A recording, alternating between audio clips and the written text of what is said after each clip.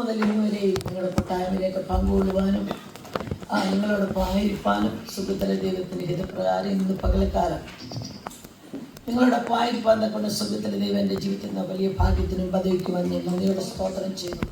ഇന്നിവിടെ ഇരിക്കുന്നവർ ഇതൊരു ഭാഗ്യമാണെന്ന് ചിന്തിക്കുന്നവർ മാത്രം ദൈവത്തെ സ്തുതിച്ചാൽ, ഇതൊരു പദവിയാണെന്ന് ചിന്തിക്കുന്നത് മാത്രം ദൈവത്തെ സ്തുതിച്ചാൽ. അപ്പൊ ഇതിനകത്ത് രണ്ട് ഓപ്ഷൻ ഉണ്ട്.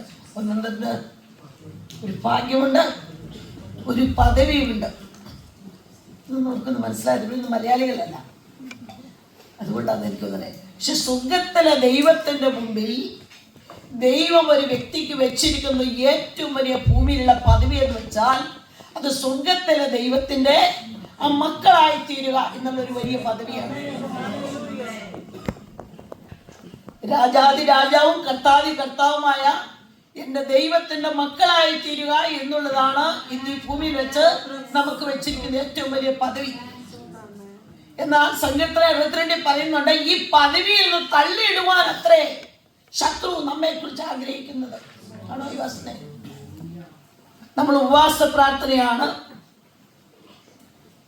ഉപവാസം എന്ന് പറഞ്ഞാൽ എന്നാൽ ദൈവത്തോട് കൂടെ വസിക്കുക, ദൈവം പറയുന്നത് അനുസരിക്കുക, ജീവിതത്തിൽ ക്രമീകരിക്കേണ്ട ഭാഗങ്ങൾ ക്രമീകരിക്കുക, ദൈവത്തിന്റെ ഹിതം നിറവേറ്റുക, അനുതാപത്തോടും കണ്ണുനീരോടും ഏറ്റുപറച്ചിലോടുകൂടെ ദൈവത്തിലേക്ക് മടങ്ങി വരിക.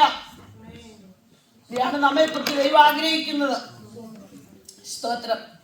നമ്മൾ വന്നു, കണ്ടു, എലിയാൻറ്റി എന്തെങ്കിലുമൊക്കെ ഒന്ന് പറഞ്ഞു, അത് കേട്ടങ്ങ് മടങ്ങിപ്പോവാനല്ല ഇന്ന് രാത്രി നമ്മൾ അല്പസമയം ഇവിടെ കൂടിയിരിക്കുന്നത്. കാരണം അത് സ്വർഗ്ഗത്തിൽ എന്നേക്ക് സ്ഥിരമായിരിക്കുന്ന ദൈവത്തിന്റെ വചനവുമായി ഞാൻ ഇവിടെ നിൽക്കുമ്പോൾ അത് നമ്മുടെ ഹൃദയത്തിന് രൂപാന്തരം സംഭവിക്കണം. എന്താണ് രൂപാന്തരം? ക്രിസ്തുവിൽ നമുക്ക് വരുത്തിയ മാനസാന്തരം. എന്താണ് മാനസാന്തരം? പാപിയായി എന്നെയും നിന്നെയും പാപമാണെന്ന് മനസ്സിലാക്കി ആ പാപത്തിലേക്ക് മടങ്ങിപ്പോകാതെ വണ്ണം യേശുക്രിസ്തുവിന്റെ രക്തത്താൽ നമ്മളെ വിലയ്ക്ക് വാങ്ങി. ദൈവത്തിന് മഹത്വം, സ്തോത്രം. എന്നാൽ മാനസാന്തരത്തിന് ഫലമായ, അതിന് യോഗ്യമായ ആ ഫലം നമ്മൾ കായ്ച്ചില്ല എങ്കിൽ അത് പരിശുദ്ധാത്മാവിനെ നമ്മൾ വേദനിപ്പിക്കും. പേര് വന്നുപോയി, ബ്ലസ് മാസ്റ്റർ. 2 വർഷമായി കഴിഞ്ഞിട്ട്. സ്തോത്രം, സ്തോത്രം. അപ്പോൾ ഇന്ന് പകൽ സന്ധ്യാസമയത്ത് നമ്മുടെ പ്രാർത്ഥനയിൽ കർത്താവ് ആഗ്രഹിക്കുന്നത് പോലെ ദൈവഹിതത്തിന്റെ ഉള്ളിൽ നമ്മൾ നിന്നുകൊണ്ട് ഇന്നത്തെ പകലത്തെ പ്രാർത്ഥനയുടെ തൊണ്ടയൊക്കെ അടച്ചു അടപ്പിച്ചെടുക്കണം. അപ്പൊ മാനസാന്തരത്തിനുളവാകുന്ന ചില ഫലങ്ങൾ നമ്മളിന്ന് പുറപ്പെടുവിക്കണം. ഞാൻ ചില വാക്യങ്ങളൊക്കെ വായിപ്പിക്കും. നിങ്ങൾ സ്ഫുടമായിട്ടും സ്പഷ്ടമായിട്ടും വായിച്ച് തിട്ടമായിട്ട് അതിനകത്തുള്ള ആലോചന ദൈവാത്മാവിൽ എനിക്ക് തരുന്നതിനനുസരിച്ച് എനിക്ക് പിതാവ് തന്നിരിക്കുന്ന പ്രാപ്തിക്കൊത്തവണ്ണം ഞാൻ നിങ്ങൾക്കത് വിളമ്പിത്തരും. സ്തോത്രം. നിങ്ങളത് ഏറ്റെടുത്ത് കേട്ട് അനുസരിച്ചാൽ നിങ്ങളുടെ നാളുകൾ ആനന്ദത്തിലും സന്തോഷത്തിലും കഴിച്ചു കൂട്ടും. ഇല്ലെങ്കിലോ അത് നിങ്ങൾക്ക് എന്തായിത്തീരും? ശിക്ഷാവിധിക്ക് കാരണമായി തീരും. ഇപ്പൊ നിങ്ങൾ എന്നോട് ചോദിക്കും, ക്രിസ്തുയേശുവിലുള്ളവർക്ക് യാതൊരു ശിക്ഷാവിധിയുമില്ല. രക്ഷിക്കപ്പെട്ട് സ്നാനപ്പെട്ട് ആത്മാവിൽ ആരാധിക്കുന്ന ഒരു വ്യക്തിയോട് പൗലോസ് പറയുന്ന ഒരു ഭാഗമാണ്, ക്രിസ്തുയേശുവിലുള്ളവർക്ക് യാതൊരു ശിക്ഷാവിധിയുമില്ല. റോമാലേഖനം 8:8 വായിച്ചാട്ടെ. ഇപ്പോൾ വായിച്ചാട്ടെ. ഏതുകൊണ്ട്? നീ രക്ഷിക്കപ്പെട്ട് സ്നാനപ്പെട്ട് ദൈവകൃപയിൽ ദൈവസഭയിൽ പരിശുദ്ധാത്മാവിൽ ആയിരിക്കുന്ന ദൈവത്തിന്റെ ജനമേ, ഇപ്പൊ നീ ആരിലാണ്? നമ്മൾ ക്രിസ്തുയേശുവിലാണോ? എല്ലാവരും ഒന്നിച്ച് കർത്താവിന്റെ വചനം സൂക്ഷിക്കണം. എനിക്കതാ ഇഷ്ടം. നിങ്ങൾ ഇത്രയും ജനത്തെ കണ്ടിട്ട് എന്തിനു പഠിക്കുന്ന കൂടുതൽ ജനത്തെ ഞാൻ കണ്ടിട്ടുണ്ട്. സ്തോത്രം. ആളുണ്ടെന്നുള്ളതല്ലേ, എണ്ണമല്ല. കർത്താവ് ഇവിടെ വന്നിട്ടുണ്ടോ? അതാ വിഷയമല്ല. കർത്താവിന്റെ സാന്നിധ്യം ഉള്ളിടത്ത് എന്ത് നടക്കും? അവിടെ വിടുതൽ സംഭവിക്കും. ഞാൻ പൂർണ്ണമായിട്ട് വിശ്വസിക്കുന്നു ബ്ലസം പാസ്റ്റേ, ഇതിനകത്തൊരു കലക്കെന്ന് കർത്താവ് ചെയ്യും. ഞാനൊന്നും ചെയ്യുന്നില്ല, ഞാൻ ഇവിടെ വെച്ചത്തോളം നിങ്ങൾ ആരും തൊടത്തില്ല. വിടുതൽ വേണ്ടവർ ഇന്ന് എവിടെ നിന്നോട് എടുത്തിയാടിക്കോളും. ഇന്നത്തെ കാലത്ത് മെസ്സേജ് ഇതായിരുന്നോ, നീ 35 വർഷവും 12 വർഷവും 18 വർഷവും അത് നിന്റെ കണക്കാം. ഡെയിലി ബ്രെഡ് തരുന്നത് പോലെ ഡെയിലി വന്ന ആര് ദൂതൻ എന്ത് ചെയ്യുന്നുണ്ട്? കുളത്തിൽ വെള്ളം കലക്കുന്ന ഒരു ദൂതൻ അവിടെ യോസനെ കലക്കിക്കൊണ്ടിരിക്കുവാണ്. എന്താ സംഭവിച്ചത്? ഈ 38 വർഷവും വാ നോക്കി കിടന്നവൻ എന്താ പറഞ്ഞത്? നമ്മൾ ചിലർ അങ്ങനെയല്ലേ, എനിക്ക് ഇവിടെ വന്നവർക്ക് പിൻ നമ്പറും കിട്ടി, ഡബിൾ ജോലിയും കിട്ടി, കാര്യങ്ങളെല്ലാം ഓക്കെ, അവർക്ക് കാറും കൊണ്ട് വീടുമുണ്ട്. ഞാനിപ്പോൾ ഇവിടെ കിടക്കുന്നത് എന്താ കിടക്കാത്തതിന്റെ കാരണം? എന്താ നീ പോകാത്തതിന്റെ കാരണം? എന്താ നീ രക്ഷപ്പെടാത്തതിന്റെ കാരണം? അതൊരു പരാതി പറിച്ചിട്ടുണ്ട് ഇവിടെ സംഭാഷിച്ച്, എന്നെ വെള്ളത്തിലാക്കുവാൻ ഈ ഒരുത്തനെ കണ്ടോടാണ് നിന്നിവിടെ കൊണ്ടുവന്നത്, തമ്പുരാണ് നിന്നിവിടെ കൊണ്ടുവന്നത് അല്ലേ? കേരളത്തിന്റെ പലയിടങ്ങളിലും ഒരു കളിയിൽ പോലും ദയിലായിരുന്ന സ്ഥാനത്ത് ഞാൻ മകന് പറഞ്ഞ പോലെ മൺപാത്രമായിരുന്ന കൽപാത്രമായിരുന്ന ബലം പറമ്പിക്കരയപ്പെട്ട ആ പാത്രത്തിനകത്ത് സ്വർഗത്തിലെ ദൈവം ഇറങ്ങി വന്ന കാനാവിലെ കല്യാണം വിട്ട് യോന 2-ലുണ്ട്. സ്തോത്രം. എന്ത് ചെയ്തു? വക്കോളം വെള്ളം നിറയ്ക്കുവാൻ പറഞ്ഞു. പാത്രത്തിന്റെ മേന്മ കൊണ്ടല്ല, പാത്രത്തിൽ ക്ലാവുണ്ട്, അതിനകത്ത് കൃമിയുണ്ട്, അതിനകത്ത് എല്ലാവിധ സാധനങ്ങളും ഉണ്ട്. കേരളീയരായ നമുക്കറിയാലോ ഇതിനകത്ത് എല്ലാം ഉണ്ടെന്നുള്ളത്. അത് നമ്മൾ തന്നെയാ. എല്ലാ രീതിയിലും നിറഞ്ഞിരുന്ന് നമ്മളെ കൊണ്ടുവന്ന ദൈവത്തിന് സ്തോത്രം. ഹല്ലേലൂയ. അമ്മേ വിരുന്നുവാഴിയോട് പറഞ്ഞെന്താ പറഞ്ഞത്? നീ വക്കോളം വെള്ളം നിറയ്ക്ക്.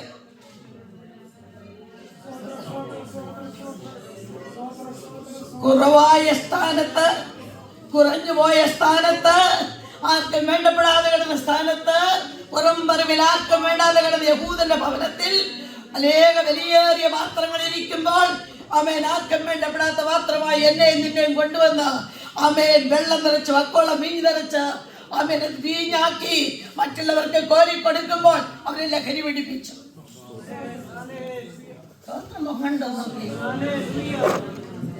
ഞങ്ങളുടെയൊക്കെ കേരളത്തിൽ ആർക്കും സ്തോത്രവും കൊള്ളണം. നിങ്ങൾ സ്തോത്രം പറഞ്ഞില്ലെങ്കിലും എനിക്ക് പ്രശ്നം കാണും. നേരിടുന്നവർ സ്തുതിക്കും, സ്തുതിക്കുന്നത് നേരിടുന്നവർക്ക് ഉചിതമാണ്. ഞാൻ ഒരു വീട്ടിൽ ആരാധിക്കാൻ സ്തോത്രം പറയാ കൈയടിക്കുന്നൊന്നും പറയുന്നത് എന്റെ വിഷയമല്ല. നേരിടുന്നവർ ദൈവത്തെ സ്തുതിക്കും. സ്തോത്രം. അപ്പൊ അവിടെ എന്ത് സംഭവിച്ചു? അവിടെ ഒരു പുതിയ അനുഭവം അവിടെ വന്നു. അവിടെ ഒരു ദൈവപ്രവൃത്തി വെളിപ്പെട്ടു. കൽപാത്രത്തിന്റെ സ്ഥിതി മാറി ഇല്ലേ? നമ്മുടെയൊക്കെ സ്ഥിതി അവസ്ഥയ്ക്കൊക്കെ ഒരു മാറ്റം വന്നു. ഒരിക്കൽ എടുക്കാൻ ഭയങ്കര പാടാണ്.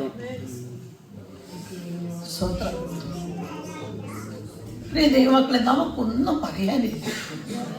ക്വാണ്ടിറ്റി ഇല്ല, ക്വാളിറ്റി ഇല്ല. എന്നെ സംബന്ധിച്ച് എനിക്കൊന്നും പറയാനില്ല. ഞാൻ എന്നോട് ചോദിച്ചാൽ പറയും, ഞാൻ അപ്പുറം പറയത്തക്ക കൽപാത്രമാണ്. കർത്താവ് എന്നെ കൊണ്ടുവന്ന് വക്കോളം വെള്ളം നിറച്ചു. പക്ഷെ അനേകർക്ക് ലഹരി പിടിപ്പിക്കുവാനാ, അനേകർക്ക് ലഹരി പിടിപ്പിക്കുവാനാ. അനേക വിലയേറിയ പാത്രങ്ങളും അനേക ഉന്നതന്മാരും അനേക ഉയർച്ചയുള്ളവരും വിദ്യാസമ്പന്നരും പാരമ്പര്യമുള്ളവരും പാണ്ഡിത്യമുള്ളവരും ഉള്ള സ്ഥാനത്ത് നിന്നും കുടുംബത്തിനകത്തു നിന്നും എന്നെയും നിന്നെയും കൊണ്ടുവന്ന് ഈ കൽപാത്രമാകുന്ന പാത്രത്തിൽ വെള്ളം നിറച്ചത് എന്തിനാണെന്ന് അറിയാമോ?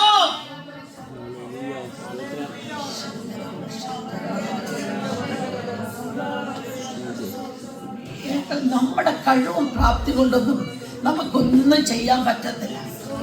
തമ്പുരാന്റെ കഴിവും തമ്പുരാന്റെ കരുണയും അവന്റെ കണ്ണ് നമ്മുടെ മേൽ ഉള്ളതുകൊണ്ടാണ് നമ്മളൊക്കെ ഇന്ന് നിൽക്കുന്നത്. സ്തോത്രം. ഞാൻ അതിനകത്തൊന്നൊരു കാര്യം പറയാം. നാം ആയിരിക്കുന്ന ദൈവത്തിന്റെ കൃപയാണ്. മഹത്വമില്ലെന്നേ, നമുക്ക് ഒരു മഹത്വം പറയാനില്ല. നമ്മൾ പറയുന്ന ഗ്ലോറി അവിടുത്തെ പ്രാധാന്യം. ദൈവത്തിന് സ്തോത്രം. ഹല്ലേലൂയ. ദൈവത്തിന് സ്തോത്രം. ഞാൻ കണ്ടിട്ടുണ്ട് കുഷ്ഠരോഗികളായവർക്ക് വിരലില്ല. അവരെന്തുകൊണ്ട് ആരാധിക്കുന്നത്? എന്തുകൊണ്ട് ആരാധിക്കുന്നത്? എന്തുകൊണ്ടാണ് സജി ബ്രദറെ ആരാധിക്കുന്നത്? ഇവിടെ മിണ്ടുന്നവരൊക്കെ ഇല്ലേ? എല്ലാം ഊമരാണ്. ഞാനിവിടെ ഓരോരുത്തരും മിണ്ടിച്ചിട്ട് ഇവിടെ പോകത്തുള്ളൂ. എന്തുകൊണ്ടാണ് ദൈവാസന? കൈത്തണ്ടുകൊണ്ട് അവർ തട്ടി ദൈവത്തെ ആരാധിച്ചു. കണ്ണില്ലാത്ത കുരുടൻ കണ്ണുകൊണ്ട് കണ്ടിരുന്നവർ അവരെ യാമേ സ്തോത്രം മിണ്ടാതാക്കാൻ നോക്കിയപ്പോൾ കണ്ണുപൊട്ടനായി ഒന്ന് നിലവിളിച്ചു. അനന്തരം ഈ കണ്ണ് തുറന്നിരിക്കുന്നവർക്ക് ചിലത് മനസ്സിലാകത്തില്ല. കണ്ണടഞ്ഞിരിക്കുന്നവർക്ക് ആത്മീയ ദർശനമുണ്ട്. നിങ്ങൾ മനസ്സിലായോ? കണ്ണ് തുറന്നവർക്ക് നമുക്ക് പലതും കാണാതിരിക്കുമ്പോൾ ആത്മീയ കണ്ണ് പ്രകാശിച്ചവർക്ക് നിങ്ങൾ കാണാത്ത അവർക്ക് കാണാൻ കഴിയും. വിശ്വസിച്ച മനസ്സിലായ പ്രാർത്ഥന ദൈവത്തെ സൂചിച്ചാണ്. അപ്പൊ ഈ ദിവസങ്ങൾ നമ്മുടെ ആത്മീയ കണ്ണ് തുറക്കണം. കാണേണ്ടത് കാണണം. കണ്ടുകൊണ്ട് കാണുന്നത് പോലെ കണ്ടുകൊണ്ട് നടക്കുവാനല്ല. യോബ് എന്നെ പറഞ്ഞത്, ഞാൻ എന്റെ കണ്ണുമായി ഉടമ്പടി ചെയ്തു. ഇനി ഒരു കന്യകയെ നോക്കുന്നത് എങ്ങനെ? അപ്പൊ പിന്നെ കണ്ടുകൊണ്ട് നടക്കാൻ പറ്റുമോ? കാണേണ്ടത് കാണണം, നോക്കേണ്ടത് നോക്കണം. ദൈവഹിതപ്രകാരം നമ്മുടെ അവയവങ്ങളൊക്കെ നമ്മൾ ശുദ്ധീകരിക്കണം. അതാണ് ദൈവത്തിന്റെ ഏറ്റവും ആവശ്യം. കാരണം എന്തിനാ? നമ്മളിൽ ദൈവത്തിന്റെ പരിശുദ്ധാത്മാവ് വസിക്കുന്നത് കൊണ്ട്. ദൈവത്തിന്റെ മന്ദിരമായത്, ദൈവത്തിന്റെ പെട്ടകമാണ് നമ്മൾ. ആ പെട്ടകം ചുമക്കുന്ന ഒരു വാഹനമാണ് നമ്മൾ. എന്തൊക്കെ പറഞ്ഞു വരുന്നത് എന്തിനാ? നമുക്ക് നന്നായിട്ട് ആരാധിക്കുന്ന അവസാനം ഇത് വീട്ടിൽ പ്രാപിച്ചു കൊടുത്ത് മടങ്ങിപ്പോണം. ആണ്ടിന്റെ അവസാനമില്ല, ആണ്ടിന്റെ അടുത്ത വർഷം ആരംഭ അവസാനം കാണുന്ന അതേ അവസാനം ഉണ്ടായിരുന്നു. ഗ്യാരണ്ടി ഉണ്ടോ? അടുത്ത വർഷം കാണുമെന്ന് ഉറപ്പുണ്ടോ? ആർക്കും ഉറപ്പില്ല. ദൈവമക്കളെ, നാളത്തെ ദിവസത്തെ ചൊല്ലി എന്ത് പ്രശംസിക്കാനും നാളത്തെ ദിവസം ദൈവത്തിന് അറിയാം. കേരളത്തിൽ ചെല്ലുമെന്ന് ആര് കണ്ടു? എനിക്കറിയാം. എന്ന് ഉറങ്ങിക്കഴിഞ്ഞാൽ നാളെ രാവിലെ എഴുന്നേക്കുവോ അതോ പീസായി പോകുമെന്ന് എനിക്ക് അറിഞ്ഞുകൂടാ. കാരണം ദൈവത്തിന്റെ ഇഷ്ടപ്പെട്ട കാര്യമാണ്. നിങ്ങൾ പേടിക്കേണ്ട, ഞാൻ എൻ്റെ കാര്യമാണ്. പക്ഷെ ഒരു ഉറപ്പ് വേണം, ഇന്ന് മരിച്ചാൽ നമ്മുടെ നിത്യത എവിടെ? ഇതാണ് അവിടെ പൗലോസ് പറഞ്ഞു. ഇപ്പോൾ ക്രിസ്തുയേശുവിലുള്ളവർക്ക് യാതൊരു ശിക്ഷാവിധിയും ഇല്ല എന്ന് ചിന്തിച്ചെങ്കിൽ ദൈവമക്കളെ നമുക്ക് തെറ്റുപറ്റി. ദൈവത്തിന്റെ വചനം ആദിയോടന്തം പരിശോധിച്ചപ്പോൾ പഠിച്ചപ്പോൾ ഒരു കാര്യം എനിക്ക് മനസ്സിലായി. ഒരു വ്യക്തി രക്ഷാമാർഗ നിർണയത്തിലേക്ക് വരുമ്പോൾ അവൻ രക്ഷിക്കപ്പെടുക എന്ന് പറഞ്ഞാൽ ശിക്ഷയിൽ നിന്ന് അവന് ഇളവ് കിട്ടുക. അങ്ങനെയല്ലേ? കിട്ടിക്കഴിഞ്ഞവൻ എന്ത് ചെയ്യും? അവന്റെ ഹൃദയത്തിൽ കിട്ടിയതൊക്കെ എന്ത് ചെയ്യും? യേശു കർത്താവിനെ രക്ഷകനും കർത്താവുമായി സ്വീകരിച്ചത് വിശ്വാസിക്ക് മാത്രമാണ് ചെയ്യുന്നത്. അതെങ്ങോട്ടാ സ്വീകരിക്കുന്നത്? ഹൃദയത്തിനകത്തേക്ക് സ്വീകരിക്കുമ്പോൾ ഈ ഫുൾ ബോഡി എന്തായിരിക്കുക? അത് പുറത്തല്ലേ, ആത്മാവിലല്ലേ നമ്മൾ ഏറ്റെടുക്കുന്നത്, ഹൃദയം കൊണ്ടല്ലേ ഏറ്റെടുക്കുന്നത്. പക്ഷെ ശരീരമാകുന്ന ഈ വ്യക്തി എന്ത് ചെയ്യുന്നറിയാമോ? പാപത്തിലേക്ക് അവന്റെ ഗണ്ഡിക സ്വഭാവം പോകും. മനസ്സിലായിട്ടുണ്ടോ? അപ്പൊ ഈ ആത്മാവ് രക്ഷിക്കപ്പെടുന്നതോടൊപ്പം തന്നെ മനുഷ്യന്റെ ജഡം എന്ത് ചെയ്യണം? ക്രൂശീകരിക്കപ്പെടണം. ജഡം രക്ഷിക്കപ്പെടണം. സ്തോത്രം. ജഡത്തിന് ഫലമുണ്ട്, ആത്മാവിന് ഫലമുണ്ട്. ഉണ്ടോ? ഉണ്ടോ? അവർക്ക് സംശയം കേട്ടോ. എല്ലാത്തിനാണ് 5 വായിച്ചിട്ട്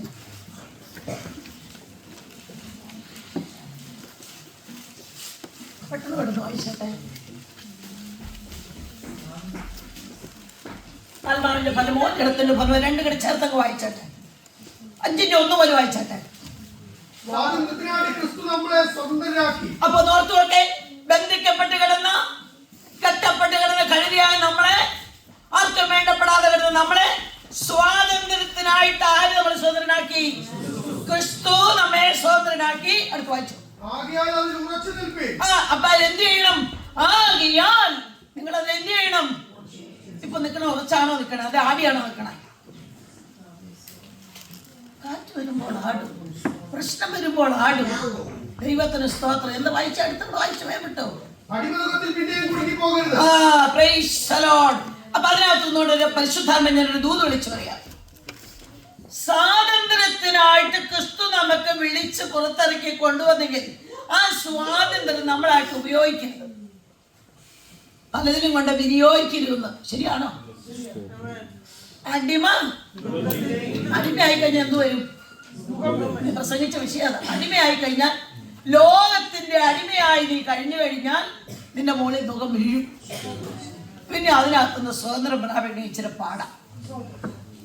രക്ഷിക്കപ്പെട്ട് ദൈവനിൽ വന്നിട്ട് പാപം ചെയ്യരുത്, നീ കള്ളു കുടിക്കരുത്, നീ വീടി വലിക്കരുത്, സിനിമ കാണരുത്, ലോകത്തിന്റെ മ്ലേച്ഛതകളൊന്നും ചെയ്യരുത് പറഞ്ഞിട്ട് വീട്ടിൽ വന്ന് കുടുങ്ങിപ്പോയി കഴിഞ്ഞാൽ അവിടെ വന്ന് വീണു, മുഖം വന്ന് വീണു.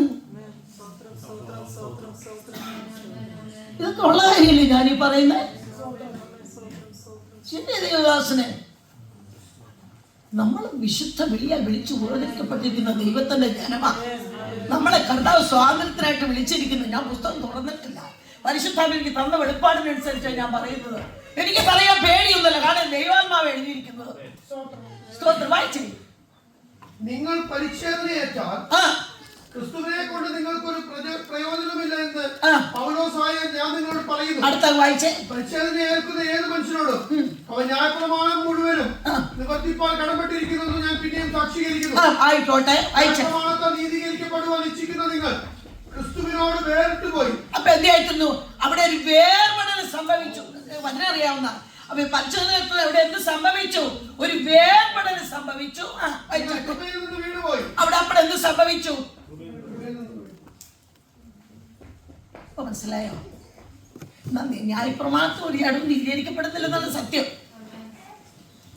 ഒരിടമായിട്ട് നമ്മൾ ഡിവൈഡ് ചെയ്തുമ്പോൾ, പ്രിയ ദൈവമക്കളെ, ക്രൂശീകരണം നമുക്ക് വേണ്ടിയാ. ക്രിസ്തു ക്രൂശിൽ യാഗമായി ധരിക്കും നിരക്കുന്നതിന്റെ തലമുറകൾക്ക് വേണ്ടിയാ. ദൈവത്തിന് സ്തോത്രം. അതിനകത്ത് എന്തായി തീർന്നു? നമുക്കൊരു സ്വാതന്ത്ര്യം കർത്താവ് തന്നു. ഇതൊക്കെ മനസ്സിലാക്കി കഴിഞ്ഞാൽ ദൈവത്തിന് സ്തോത്രം, എങ്ങനെ നമ്മുടെ കർത്താവിനെ നമ്മൾ സ്തുതിക്കാതിരിക്കും? ദൈവത്തിന് സ്തോത്രം. അടുത്ത വായിച്ചേ. ഞങ്ങളോ വിശ്വാസത്താൽ നീതി ലഭിക്കുമെന്നുള്ള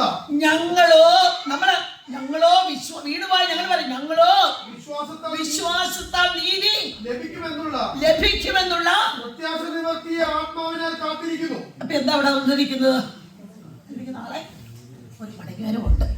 ഇന്നല്ലെങ്കിൽ നാളെ വീണ് കിടന്നാൽ ഞാൻ എഴുന്നേക്കും, അല്ലെ? വീണുവെങ്കിലും ഞാൻ എഴുന്നേക്കും. വായിച്ചോ. ആത്മാവിനാൽ ഞങ്ങളോ വിശ്വാസത്താൽ നീതി ലഭിക്കുമെന്നുള്ള പ്രത്യാശ നിവർത്തിയ ആത്മാവിനാൽ കാത്തിരിക്കുന്നു. അപ്പൊ ആത്മാവിനാൽ കാത്തിരിക്കുന്നു. അപ്പൊ ഈ ആത്മാവിനാൽ കാത്തിരിക്കുന്നു എന്ന് പറയുമ്പോൾ ജഡ എവിടെ ആ സമയത്ത് കിടക്കുന്നത്? ജഡ എവിടെ കിടക്കുന്നത്? പാപത്തില്,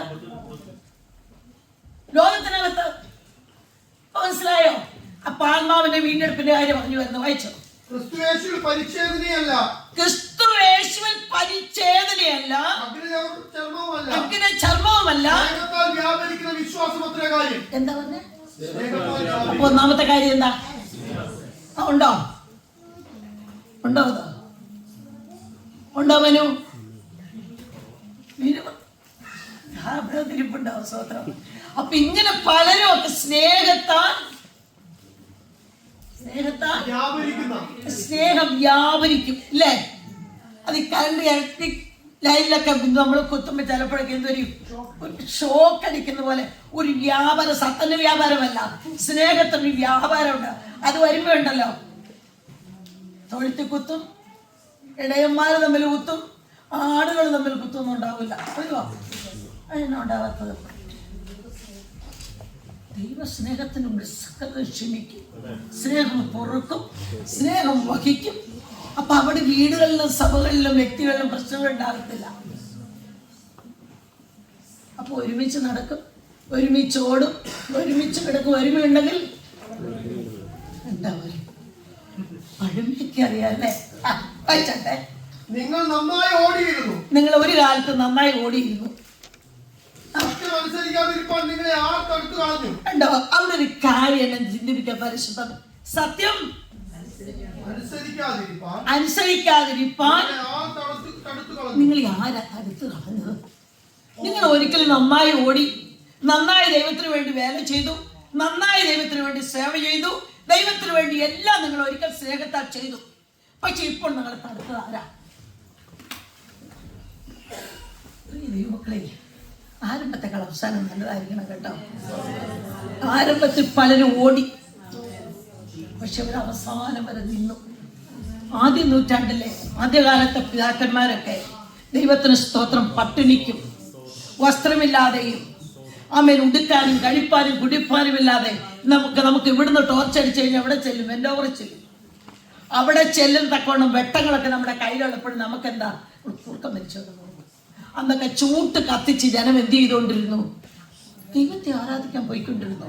അന്ന് ഒരു പ്രാർത്ഥന കഴിഞ്ഞ് രാത്രി 12 മണിക്ക് വന്നിട്ട് ഉടുത്ത വസ്ത്രം കഴുകിയിട്ടിട്ട് ആമേ സ്തോത്രം രാവിലെ എന്ത് ചെയ്യും? ആമേൻ ആ മെഴുകിയ തറയിൽ കിടന്നിട്ട് ദൈവത്തോട് പ്രാർത്ഥിച്ചിട്ട് ആ ഉടുവസ്ത്രം ഉടുത്തുകൊണ്ട് പോയി ദൈവത്തെ ആരാധിച്ചു.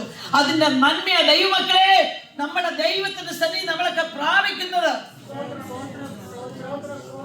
നിങ്ങൾ പറയും ഞങ്ങളൊന്നും കണ്ടിട്ടില്ല, ഞങ്ങൾ ഉടുത്തിട്ടുമില്ല, നമ്മളൊന്നും കേൾക്കില്ല, നമ്മൾ ഇംഗ്ലീഷുകാരാ. എല്ലാ അവസ്ഥയ്ക്കും ഒരു മാറ്റം വരുത്തണം. വായിച്ചത് ഇങ്ങനെ നിങ്ങളെ അനുസരിപ്പിച്ചത് നിങ്ങളെ വിളിച്ചവന്റെ പ്രവൃത്തിയല്ല. അപ്പൊ നിങ്ങളെ ആരെങ്കിലും ദൈവകൃപയിൽ നിന്ന് മതധരിപ്പിച്ച് കൊണ്ടുപോയി നിങ്ങളുടെ വിശ്വാസത്തിന് കോട്ടം വരുത്തിയെങ്കിൽ, നിങ്ങളുടെ ദൈവസ്നേഹത്തിന് കോട്ടം വരുത്തിയെങ്കിൽ, നിങ്ങളുടെ ഓട്ടത്തിന് മാറ്റം വരുത്തിയെങ്കിൽ, ഇതിന് ആദ്യ സ്നേഹം നിങ്ങളത് വിട്ടുപോയെങ്കിൽ എന്താണ് പറഞ്ഞത്? നിങ്ങളെ അനുസരിപ്പിച്ചത് നിങ്ങളെ വിളിച്ചവന്റെ പ്രവൃത്തിയല്ല. നമ്മളെ വിളിച്ചതാരാ? അപ്പൊ വിളിച്ചവന്റെ പ്രവൃത്തിയാണോ നമ്മുടെ ജീവിതത്തിൽ ഓരോരുത്തരുടെ ജീവിതത്തിൽ നടന്നുകൊണ്ടിരിക്കുന്നത്? അല്ലതേ. ഇപ്പൊ നമ്മുടെ ഇഷ്ടത്തിന് നമ്മുടെ യാത്ര, നമ്മുടെ ഇഷ്ടത്തിന് നമ്മുടെ വാക്ക് ആന്നു മടങ്ങി വരണം. ഉപവാസ പ്രാർത്ഥനയിലാണ് ജനം മടങ്ങി വരുന്നത്. അവിടെ ഏറ്റുപറച്ചിലുണ്ട്, കണ്ണുനീരുണ്ട്, എല്ലാം ഉണ്ട്. വായിച്ചു. അപ്പൊ ഒരു കാര്യം അവിടെ നിനക്ക് അസാരം പുളിമാവ്, അത് പിണ്ടത്തെ ഒരെണ്ണത്തെ തൊട്ട് ഒരെണ്ണം നാറ്റിച്ചാൽ അത് മുഴുവൻ വെള്ളത്തിൽ തല്ല നീളത്തെറിക്കും. ചത്ത തൈലക്കാരുടെ തൈല മുഴുവൻ ഈച്ച എന്ത് ചെയ്യും? ചത്ത ഈച്ച തൈല മുഴുവൻ താറുമാറാക്കും. ഞാൻ ഇതിനകത്ത് വചന ശുശ്രൂഷ ദൈവത്തിന്റെ പരിശുദ്ധാത്മാവിനോട് പറയുന്നത്, നിങ്ങൾ ഇപ്പം എത്ര സമയമുണ്ട്? നിങ്ങൾ ബ്രാഞ്ച് 4, ഈ 4 ഇവിടെ ഒരുമിച്ച് നിന്നാലുണ്ടല്ലോ, ദൈവത്തിന് സ്തോത്രം, 2026 നിങ്ങൾക്ക് 10 സഭകളെ ദൈവം തരും. സ്തോത്രം ഉണ്ടോ നോക്കി? ഞാൻ അടുക്കളേക്ക് കൊണ്ടുപോകുന്ന മാതിരിയാണ്. ഈ 4 സഭയോട് 4 സഭ കൂടി നമുക്ക് സഭ വളർത്താനല്ല പറഞ്ഞത്, സഭ വളർത്തിയ 6 സഭ കൂടി പരിശുദ്ധാത്മാവ് നിങ്ങൾക്ക് തരും. സഭ ദൈവത്തിൻ്റെതാ, ജനം ദൈവത്തിൻ്റെതാ, പരിശുദ്ധാത്മാവ് ദൈവത്തിന്റെ ദാനം. അതിനെ പ്രസവിക്കുമ്പോൾ നല്ല ബുദ്ധിയോടെ ആത്മാവിൽ നിന്നോടാ ഞാനീ പറയുന്നത്, നല്ല തികഞ്ഞ സാന്നിധ്യബോധത്തോടെ ഞാൻ പറയുന്നത്. ദൈവത്തിന് സ്തോത്രം. പ്രിയ ദൈവമക്കളെ, നമ്മൾ തളർത്തുവാനല്ല വളർത്തുവാനാണ് നമ്മളിവിടെ കൊണ്ടുവന്നിരിക്കുന്നത്. ദൈവത്തിന്റെ പരിശുദ്ധാത്മാവിൽ മായമില്ലാത്ത ദൈവത്തിന്റെ വചനമെന്ന പാൽ കുടിച്ച് നമ്മൾ എന്ത് ചെയ്യണം? നമ്മൾ ഓരോ ദിവസവും വളരുന്നവരാകണം, മറ്റുള്ളവരെ നമ്മൾ വളർത്തുന്നവരാകണം. നമ്മളെ കണ്ടുകൊണ്ട് ചിലർ നമ്മുടെ അടുക്കലേക്ക് വരണം. ചോക്കി നിങ്ങൾ എങ്ങനെ വരുന്നത്? ഈ അവിടെ നിൽക്കുമ്പോൾ തന്നെ വായിച്ചു സക്കറിയാവിന്റെ പുസ്തകം 8:20 വായിച്ചു. സക്കറിയാവിന്റെ പുസ്തകം 8:20 വായിച്ചു. നിങ്ങളുടെ സഭയോടുള്ള ദൂത, സൈന്യങ്ങളുടെ യഹോവയായ ഇപ്രകാരം അരുളി ചെയ്യുന്നു, ഇനി ജാതികളും അനേക പട്ടണങ്ങളിലെ നിവാസികളും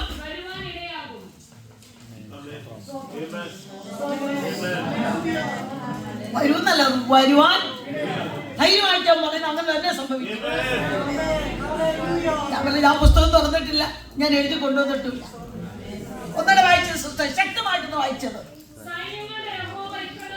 സൈന്യങ്ങളുടെ യഹോവ ഇപ്രകാരം അരുളി ചെയ്യുന്നു, ഇനി ജാതികളും എവിടുന്നൊക്കെ വരുന്ന അനേക പട്ടണങ്ങളിലുള്ള നിവാസികളും വരുവാനിടയാകും. ഒരു പട്ടണത്തിലെ നിവാസികൾ മറ്റൊന്നിലേക്ക് ചെന്ന് വരുവീൻ.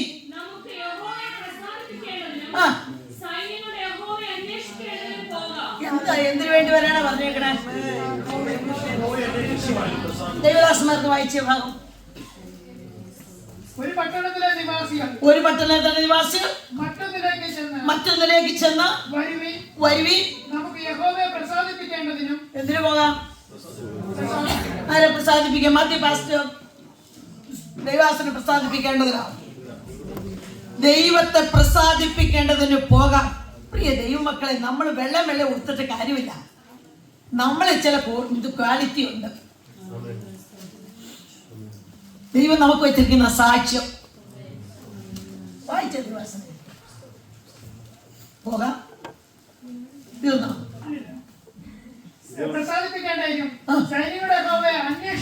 അപ്പൊ ഒന്ന് പ്രസാദിപ്പിക്കുവാൻ, രണ്ട് അവിടെ ഒരു അന്വേഷണം. അപ്പൊ അവര് ദൈവത്തെ അന്വേഷിക്കണമെങ്കിൽ നമ്മൾ ആരായിരിക്കണം? നമ്മുടെ ജീവിതത്തിൽ ഒരു സാക്ഷ്യം വേണം, അല്ലേ? വായിച്ചു. ഓ ദൈവമേ, കണ്ടോ അല്ലേ ബ്രദറെ? ഞാനും പോയിരുന്നു. എല്ലാം കൊടുത്തിട്ടാണോ ഈ പറയുന്നത്? ഞാനും പോരുന്നു എന്ന് പറയും. അടുത്ത വായിച്ച. അങ്ങനെ അനേക ജാതികൾ ഇതിനകത്തുണ്ടല്ലോ. പല വംശങ്ങളും ജാതികളും ഗോത്രങ്ങളും ഭാഷക്കാരും കർമ്മന്മാരും വെളുപ്പന്മാരും സകലതും വന്ന് മിശ്രമായിട്ട് ദൈവത്തിന് സ്തോത്രം. നിങ്ങളുടെ ഓരോ സഭകളിൽ 2 വർഷത്തൊക്കെ നടക്കട്ടെ. ദൈവത്തിന് നന്ദിയോടെ സ്തോത്രം. ദൈവത്തിന്റെ പ്രവൃത്തി അങ്ങനെ തന്നെ സംഭവിക്കും. വിശ്വസിക്കുന്ന ദൈവത്തെ സ്തുതിച്ചാൽ ദൈവത്തിന് സ്തോത്രം. പ്രിയ ദൈവമക്കളെ, ഈ വിശുദ്ധ വേദപുസ്തകം പിടിച്ചുകൊണ്ട് കർത്താവിന്റെ സന്നി പല പട്ടണങ്ങളിലും പലയിടങ്ങളിലും സ്വർഗ്ഗത്തിലെ ദൈവത്തിന്റെ വചനവുമായിട്ട് അയച്ചിട്ടുണ്ട്. ഇന്ന് അവിടെയെല്ലാം സന്തോഷത്തോടെ നിറഞ്ഞ സ്നേഹത്തോടെ കടന്നിരുവാൻ ദൈവം ഭാഗ്യുന്നതിന്റെ കാരണം ദൈവം പറഞ്ഞത് ലീലിയാൻഡി പറഞ്ഞല്ല, സ്വർഗ്ഗത്തിന് ദൈവം അരളിച്ചത് അങ്ങനെ തന്നെ സംഭവിച്ചിട്ടുണ്ട്. ഞാൻ പുസ്തകം തുറന്നിട്ടില്ല, ദൈവം ഇവിടെ തന്നിരിക്കുന്ന വെളിപ്പാടാണ്. നിങ്ങൾ വിശ്വസിച്ചാൽ മതി. വിശ്വസിക്കുന്ന വ്യാപരിക്കുന്ന ദൈവസാന്നിധ്യം, വിശ്വസിക്കുന്ന വ്യാപരിക്കുന്ന ദൈവസാന്നിധ്യം. ഈ വിശ്വാസം എന്ന് പറയുന്നുണ്ടോ? ആശിക്കുന്നതിന്റെ ഉറപ്പും. അപ്പൊ കണ്ടാണോ സംഭവിക്കുന്നത്? ആശിക്കുന്നതിന് ഉറപ്പുണ്ട്. കാണാത്ത കാര്യങ്ങൾക്ക് അവിടെ ഒരു നിശ്ചയമുണ്ട്. അടിവരെയായിട്ട് വിശ്വസിക്കുക. നിങ്ങളെ 3 ദിവസം എത്തി പ്രസംഗിക്കാൻ എനിക്ക് തോന്നണം. എനിക്ക് പോകണ്ടേ? വായിച്ചാട്ടെ. അങ്ങനെ അനേക ജാതികളും ബഹുവംശങ്ങളും. അപ്പൊ ദൈവം പറയുന്ന ജാതികൾ, ഗോത്രങ്ങൾ, ഭാഷക്കാർ, ബഹുവംശങ്ങൾ എല്ലാം ആലയത്തിലേക്ക് വരുവാനിടയായിത്തീരും. വായിച്ചാട്ടെ. യെരൂശലേമിൽ സൈന്യങ്ങളുടെ യഹോവയെ അന്വേഷിപ്പാനും യഹോവയെ പ്രസാദിപ്പിപ്പാനും വരും. സൈന്യങ്ങളുടെ യഹോവ ഇപ്രകാരം അരുളിച്ചെയ്യുന്നു. ആ കാലത്ത്, ഏത് കാലത്ത്? ആ സമയത്ത് നിങ്ങൾ റെഡിയാവുന്ന സമയത്ത് ജാതികളുടെ സകല ഭാഷകളിലും, ജാതികളുടെ പല ഭാഷകളിൽ നിന്നും 10 പേർ യഹൂദൻ എന്ന് പറഞ്ഞ ആരാ? അപ്പൊ യഹൂദന്റെ വസ്ത്രാഗ്രം പിടിച്ചുകൊണ്ട് ദൈവം നിങ്ങളോട് കൂടെ ഉണ്ടെന്ന് ഞങ്ങൾ കേട്ടിരിക്കാൻ. അത് കേട്ടിട്ടുള്ളൂ, തൊട്ടിട്ടില്ല, കണ്ടിട്ടില്ല, അറിഞ്ഞിട്ടില്ല, കേട്ടിട്ട് മാത്രമേ ഉള്ളൂ. നമ്മൾ തൊട്ടാലും കണ്ടാലും അറിഞ്ഞാലും വരുമോ? ഇല്ല. കേട്ടിരിക്കാൻ ദൈവം നിങ്ങളോട് കൂടെ ഉണ്ടെന്ന് ഞങ്ങൾ കേട്ടു. മാത്യു പാസ്റ്ററുടെ ചർച്ചിൽ ദൈവത്തിന്റെ മഹത്വം ഉണ്ട്.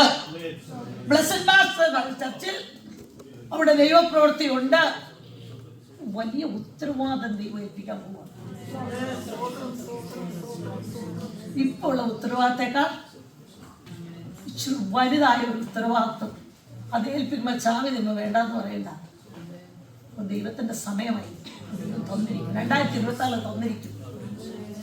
അത് ഏൽപ്പിച്ചു കൊടുത്ത് വേണ്ട എന്ന് പറഞ്ഞാലും ദൈവം അത് ഏൽപ്പിക്കും. അത് പിതാക്കന്മാരോട് പറഞ്ഞിരിക്കുന്ന ഒരു വാഗ്ദത്തമാണ്.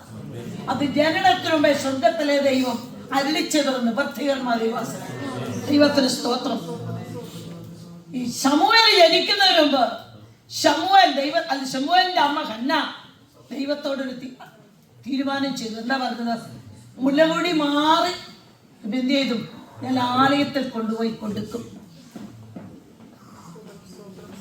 അപ്പൊ ആ കാലത്ത് ഏലിയുടെ പുരോഹിതനും മക്കളും ഒത്തിരി ആൾക്കാരുണ്ട്. പക്ഷെ അതിനൊരു പ്രത്യേകത ഉണ്ട്. ആ അമ്മയുടെ നിന്ന മാറ്റിയൊരു പൈതലാണ്. കണ്ണുനീരും പ്രാർത്ഥനയും സ്വപ്നം കേട്ടുണ്ടായ കുഞ്ഞുങ്ങളെ അതിൻ്റെ മേൽ വെച്ചിരിക്കുന്ന ഒരു വാഗ്ദത്തം വലുതാണ്. അത് അങ്ങനെ തന്നെ സംഭവിക്കും. ഞാൻ മുതൽ വർഷം പോലെയും അത് പ്രസിദ്ധനായി തീരത്തക്കവണ്ണം ദൈവത്തിന്റെ പരിശുദ്ധാത്മാവ് പറയുന്നു. ദൈവത്തിന് സ്തോത്രം. ചില ശുശ്രൂഷ മണ്ഡലങ്ങൾ ദൈവം തുറക്കപ്പെടും. അത് അങ്ങനെ തന്നെ. അടുത്ത് വായിച്ചട്ടെ. ദൈവം നിങ്ങളോട് കൂടെ ഉണ്ടെന്ന് ഞങ്ങൾ കേട്ടിരിക്കുക. ദൈവം നിങ്ങളോട് കൂടെ ഉണ്ടെന്ന് ഞങ്ങൾ കേട്ടിരിക്കുക. ഞങ്ങൾ നിങ്ങളോട് കൂടെ പോരുന്നു എന്ന് പറയും. ഞങ്ങൾ നിങ്ങളോട് കൂടെ പോരുന്നു എന്ന് പറഞ്ഞു. വിളിക്കാനൊന്നും പോകണ്ട. ഒന്നോട് വിശ്വസിക്കുന്ന ഒരു അടുത്ത് വായിച്ച് തീർന്ന. അപ്പൊ ദൈവത്തിന്റെ പരിശുദ്ധാത്മാവിന് തെറ്റുപറ്റുമോ?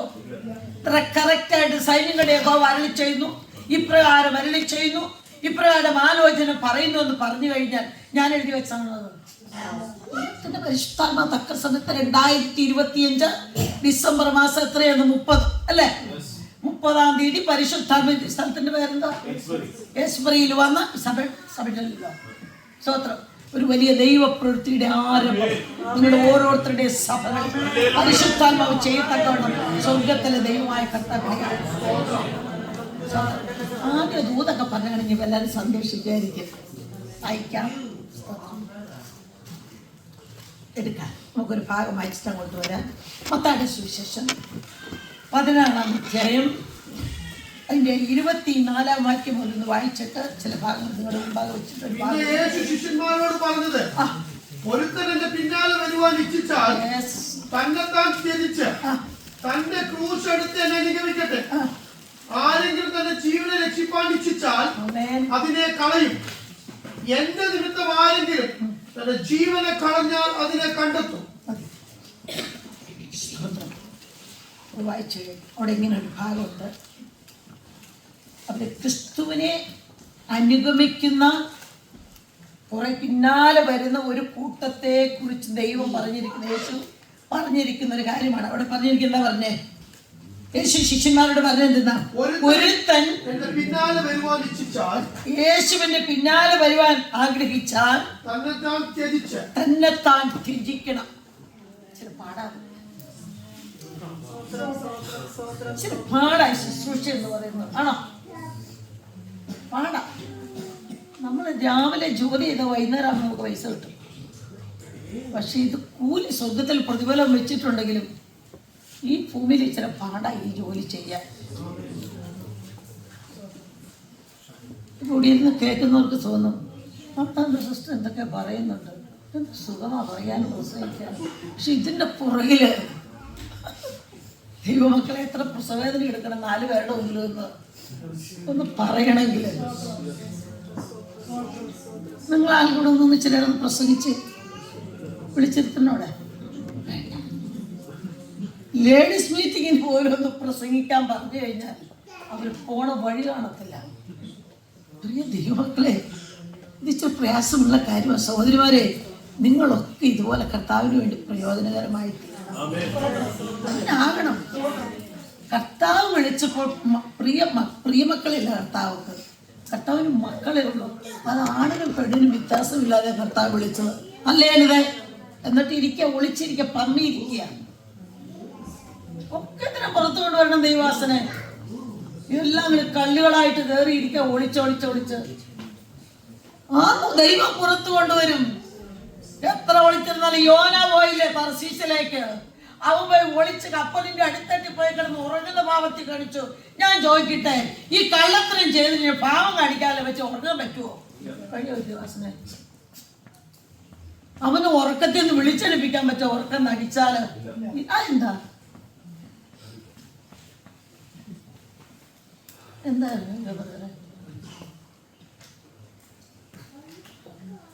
അവന് ഉറങ്ങത്തുമില്ല. മറ്റുള്ളവരുടെ സമാധാനത്തെ കെടുത്തിക്കളഞ്ഞ് അവരെ സമാധാനത്തിൽ വിടത്തില്ല. ആ ഒരുത്ത നിമിത്തം എന്തെല്ലാം സംഭവിച്ചു? നിങ്ങളൊരു കാര്യം ചിന്തിക്കണം. നിങ്ങൾ വിളിച്ചൊരു വിളിയുണ്ട്, ആ വിശുദ്ധ വിളി. ആ വിശുദ്ധ വിളിക്ക് യോഗ്യമാവണ്ണം നമ്മൾ നടന്നില്ലെങ്കിൽ ആദ്യം വായിച്ച ഭാഗം ഒന്നും മറന്നുപോകാതെ ഞാൻ അങ്ങോട്ട് വരുക. ദൈവമക്കളെ, നമ്മളെ അനുസരിപ്പിക്കുവാൻ തക്കവണ്ണം ദൈവം യോഗ്യനായ ദൈവമാണ്. നമ്മൾ അനുസരിക്കാനങ്ങ് നിന്ന് കൊടുത്താൽ മതി. അടികൊള്ളുന്നതിനും ഇനി എന്ത് ചെയ്യുന്നു അറിയാമോ? കടലാനെ കണ്ടേച്ചാ നമ്മളെയൊക്കെ വിളിച്ചേക്കുന്നത്. ഇതിനകത്തിരിക്കുന്ന ചിലതിനെ കടലാനെ വിടുന്നു. കാരണം വിളിച്ച വിളിക്കൊത്തവണ്ണം എന്ത് ചെയ്യുന്നില്ല, അനുസരിക്കുന്നില്ല. ഒറ്റ വിളിക്ക് വന്നില്ലേ? അതുകൊണ്ടായിരിക്കും ദൈവം എപ്പ ഇറങ്ങാൻ പറയുന്നോ ആ സമയത്ത് സകലൊന്നും വിട്ട് പത്രോസ് ഇറങ്ങിയതുപോലെ രണ്ടാമത് എടുക്കരുത്. സാഹചര്യം വരുമ്പോൾ രണ്ടാമത് എടുത്ത പടകിലിരുന്ന് നിരാശയിൽ ഇരിക്കുമ്പോൾ കർത്താവ് സ്നേഹവാനായതുകൊണ്ട് സ്നേഹമുള്ളവനായിട്ട് രണ്ടാമത് ചെന്നു അല്ലേ? അപ്പൊ നിശ്ചയമായിട്ട് ഇതിനകത്ത് ചിലതുണ്ടല്ലോ നറുക്ക് വീണ തിരിപ്പുണ്ട്. നിവാസന ഈ 4 സഭയുടെ ഒരുമിച്ച് ചേർത്ത് പ്രാർത്ഥിച്ചുള്ള ഒരു കൂട്ടത്തെ കർത്താവിന്റെ പേരയ്ക്ക് വേണ്ടി ഇതിനകത്ത് കണ്ടിട്ടുണ്ട്. ചിലതിന് ദൈവത്തിന്റെ പരിശുദ്ധാത്മാവ് ഒരുക്കിയെടുക്കും, നിശ്ചയമായിട്ട് ഒരുക്കിയെടുക്കും. അപ്പൊ അത് പറയുന്നത് നിങ്ങൾ പറയും, പിന്നെ എൻ്റെ കുഞ്ഞിനെ ഡോക്ടറാകാൻ ആഗ്രഹിച്ചതിനാണ്, എൻ്റെ കുഞ്ഞിനെ എഞ്ചിനീയർ ആകാൻ ആഗ്രഹിച്ചത്. കർത്താവിന്റെ ദാസനല്ല പറഞ്ഞത്. ദൈവ വിളിയുള്ളവരെ വിളിക്ക് യോഗ്യമായിട്ട് വിടുമ്പോൾ എത്ര ഉയർന്ന പോസ്റ്റിൽ ഇരുന്നാലും അവൻ ഭാഗികമായിട്ടും അല്ലാതെ കർത്താവിന്റെ വരെ അത് സാഹചര്യം അതിനെ ഫുള്ളായിട്ട് മിക്സിയിലേക്ക് ഇറക്കുന്നത്. അതിനാ തലയിൽ നിന്ന് പിടിച്ച് കുടിക്കണ്ട, വേണോ? ദൈവം പറയുന്നത് നമ്മൾ ചെയ്തു കൊടുത്തു കഴിഞ്ഞാൽ, അനുസരിച്ച് കഴിഞ്ഞാൽ അവന്റെ ഏത് വിഷയത്തിലാണ് ദൈവം അതിനെ തൊട്ട് സംസാരിച്ചോളൂ. സ്വസ്ഥത കൊടുക്കാതെ ദൈവം അവനോട് എന്ത് ചെയ്തോളും? സംസാരിച്ചോളൂ. പക്ഷെ നമ്മൾ ദൈവത്തെ താഴ്ത്തി ഏൽപ്പിച്ചു കൊടുക്കണം. സ്തോത്രം, ഹല്ലേലൂയ. വായിച്ചേ.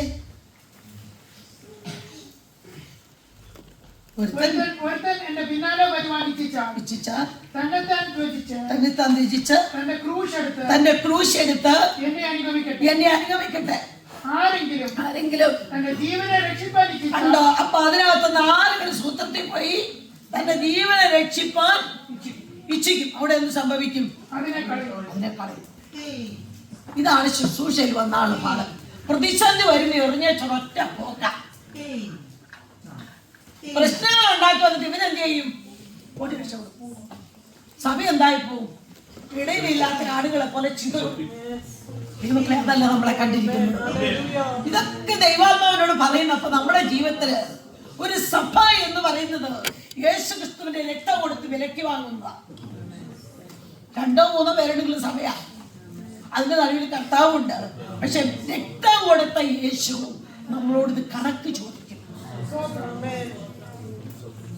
ഇട്ടിട്ട് പോകാനും എറിഞ്ഞിട്ട് പോകാനും അമ്മേ സ്തോത്രം മറ്റൊരാളെ ഏൽപ്പിച്ചിട്ട് പോകാനും ഇതിവിടെ എത്ര പള്ളികളെ പാഴായിട്ട് കിടക്കുന്നത് അല്ലേ? പഴയ നിയമത്തിലും പുതിയ നിയമത്തിലും ഒക്കെ കിടക്കുന്ന യേശുവിനെ കൽക്കുന്നകളായി തീരുമെന്ന് പറഞ്ഞതുപോലെ എത്ര എണ്ണ ദൈവമക്കളെ കിടക്കണേ. അതിനകത്ത് നിന്ന് നമുക്കൊക്കെ ചുരുക്കം വരെ നമുക്ക് നമ്മുടെ ജീവനുള്ള ദൈവത്തെ ആരാധിപ്പാനും ദൈവത്തെ മഹത്വപ്പെടുത്തുവാനും തക്കവണ്ണം നമ്മളെ യോഗ്യതയുള്ളവരാക്കി നമ്മളെ ഈ രാജ്യത്ത് കൊണ്ടുവന്നില്ലേ നമ്മുടെ കർത്താവ്. അപ്പൊ ഞാനിത് പറയാനുള്ള കാരണം ദൈവത്തിന് സ്തോത്രം. അതിന്റെ അടുത്ത ഭാഗം വായിച്ചെടുക്കുന്നു. എന്റെ നിമിത്തം ആരെങ്കിലും തന്റെ ജീവനെ കളഞ്ഞാൽ അതിനെ കണ്ടെത്തും. അപ്പൊ കർത്താവിന് വേണ്ടി സ്വന്തം ജീവനെ വീരമൃത്യു കളിക്കുന്ന പട്ടാളക്കാരെ കുറിച്ചല്ല പറയുന്നത്. അതിനെ കുറിച്ച് മരിക്കുമ്പോ പറഞ്ഞേനാ രാജ്യത്തിന് വേണ്ടി വീരമൃത്യു മരിച്ചു. പക്ഷെ ഇതങ്ങനെയല്ല പറയുന്നത്. ഇത് കർത്താവിന് വേണ്ടി ആരെങ്കിലും രക്തം ചിന്തിക്കഴിഞ്ഞാൽ എന്ത് ചെയ്യുന്ന പറഞ്ഞേക്കണേ? അതിനെ കളഞ്ഞാൽ എന്ത് ചെയ്യും? ദൈവത്തിന് സ്തോത്രം, അത് കണ്ടെത്തുന്നു.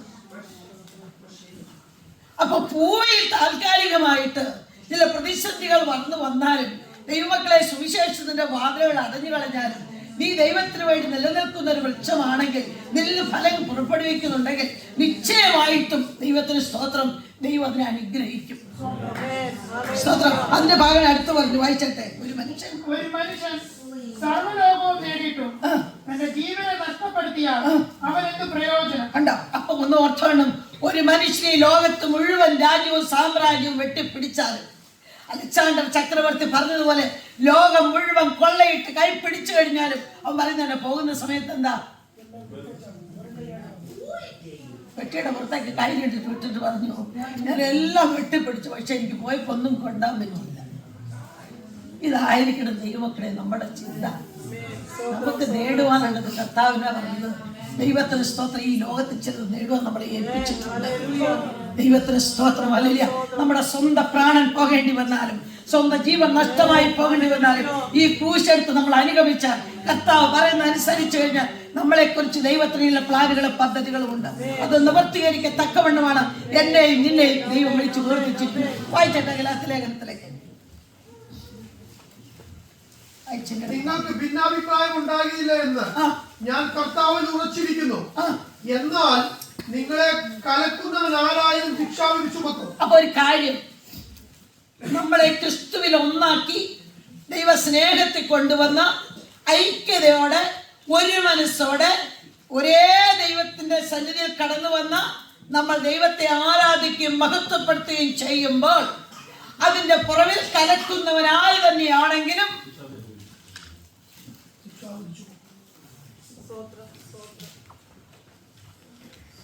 പോലീസ് സ്റ്റേഷനിൽ കള്ളന് കൊലപാതകനും ശിക്ഷാവിധി കിട്ടുന്ന പോലെയല്ല ഇതിനകത്ത് ശിക്ഷാവിധി കിട്ടുന്നത്.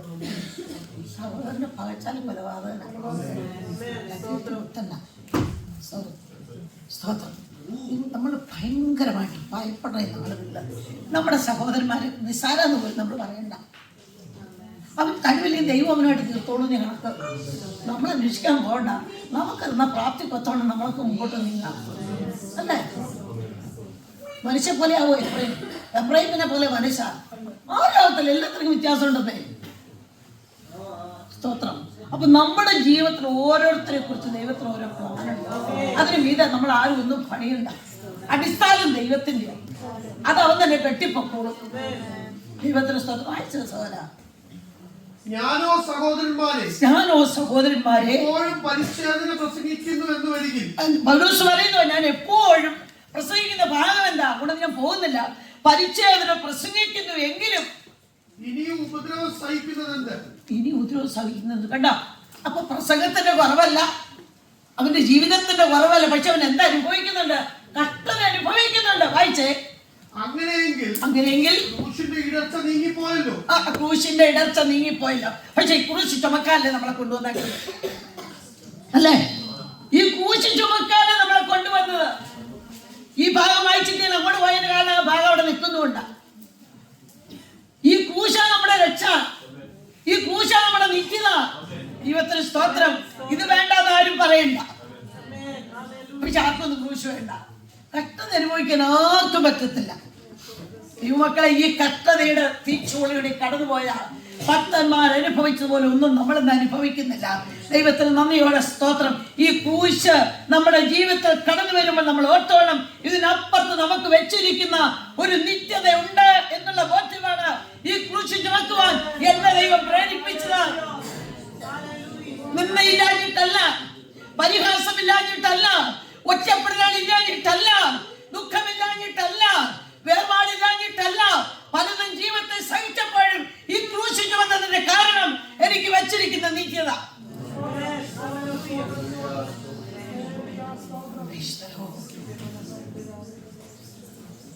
ഒരു രോഗം വരുമ്പോൾ യേശുവിനെ തള്ളിക്കളയും. ഒരാൾ എന്തെങ്കിലും പറഞ്ഞു കഴിഞ്ഞാൽ തള്ളിക്കളയും. പാസ്റ്റർ ഒന്ന് വിടക്കം കൂടി കഴിഞ്ഞാൽ അപ്പ വലിച്ചുകൊണ്ട് പോകും. ഇതൊന്നും പറ്റിയ കാര്യമല്ല ദൈവസഭയ്ക്കകത്ത്. അടുക്കും അനുസരണവും ആചാരവും അനുഷ്ഠാനവും ദൈവത്തിന് സ്തോത്രം അച്ചടക്കമുള്ളതാണ് ദൈവസഭ. നിങ്ങളങ്ങനെ ചെയ്തു നോക്കേ. ദൈവത്തിന് സ്തോത്രം. വായിച്ചേ. നിങ്ങളെ കലഹിപ്പിക്കുന്നവർ അംഗച്ഛേദം ചെയ്തുകൊണ്ടാൽ കൊള്ളായിരുന്നു. സഹോദരന്മാരെ, നിങ്ങൾ സ്വാതന്ത്ര്യത്തിനായി വിളിക്കപ്പെട്ടിരിക്കുന്നു. അങ്ങോട്ട് വരുമ്പോഴാണ് എനിക്ക് പറയാം ഉള്ള ശബ്ദങ്ങൾ എന്താ കേൾക്കുക. ഈ സഹോദരന്മാരെ, നിങ്ങൾ സ്വാതന്ത്ര്യത്തിനായിട്ട് ഞാൻ വിളിച്ചിരിക്കുന്നു. അപ്പൊ പറയാണ്, അതിന്റെ പുറകിൽ അനേക ഭാഗങ്ങൾ പറഞ്ഞിട്ട് പൗലോസ് പറയുകയാണ്, നിങ്ങൾ സ്വാതന്ത്ര്യത്തിനായിട്ട് വിളിച്ചിരിക്കുന്നു. ഈ സ്വാതന്ത്ര്യം, ഈ തന്നിരിക്കുന്ന സ്വാതന്ത്ര്യം ജഡത്തിന് അവസരമാക്കുക മാത്രം ചെയ്യാതെ സ്നേഹത്താൽ അന്യോന്യം സ്നേഹിപ്പിൻ. ആത്മാവോടെ നിൽക്കുകയാണ്. ആത്മാവിന്റെ കാര്യം ഞാൻ തൊടുന്നില്ല, ആത്മാവിലേക്ക് വരിക. മനസ്സിലായോ? അപ്പൊ അവിടെ എന്താ പറയുന്നത്? ജഡത്താൽ കറ പിടിച്ചതായി അങ്കി ഇന്ന് രാത്രി നമ്മൾ കീറാൻ റെഡിയാകും. കീറിയ മതിയാകത്തും. നമ്മളിൽ ആത്മാവിന്റെ ഫ്രൂട്ട്സ് മതി. ജഡത്തിന്റെ ഒന്നും നമുക്ക് വേണ്ട ദൈവമക്കളെ. അത് ദൈവനാമത്തിന് മഹത്വമല്ല, നിത്യതയ്ക്ക് തടസ്സമാണ്, ദൈവരാജ്യത്തിന് തടസ്സമാണ്, നമ്മുടെ ആത്മീയ ജീവിതത്തിന് തടസ്സമാണ്. പറയുന്നതൊക്കെ മനസ്സിലാവുന്നുണ്ടോ? നമ്മളെല്ലാവരും വായിച്ചോ. കൂട്ടുകാരനെ നിന്നെ പോലെ തന്നെ സ്നേഹിക്കണമെന്നുള്ള കൂട്ടുകാരനെ നിന്നെ പോലെ തന്നെ സ്നേഹിക്കണം എന്നുള്ള ഏകവാക്യത്തിൽ ന്യായപ്രമാണം മുഴുവനും അടങ്ങിയിരിക്കുന്നു. അപ്പൊ ഇനി ബൈബിളിനകത്ത് 66 പുസ്തകത്തിനകത്ത് ഒന്നായിട്ട് പറഞ്ഞിരിക്കുന്നതാണ്. എന്താണ്? സ്നേഹമുണ്ടോ? സ്നേഹം കൊണ്ട് അടുത്തിരിക്കുന്നവർക്ക് കൈവിടുത്താട്ടെ.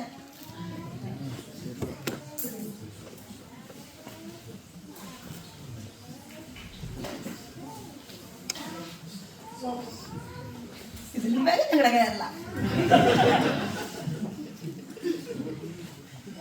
ഞങ്ങളുടെ നാട് തന്നെ இந்த மாதிரி ഒന്നുമല്ല, നല്ല തന്നെ കൈ കൊടുത്തിരിക്കും.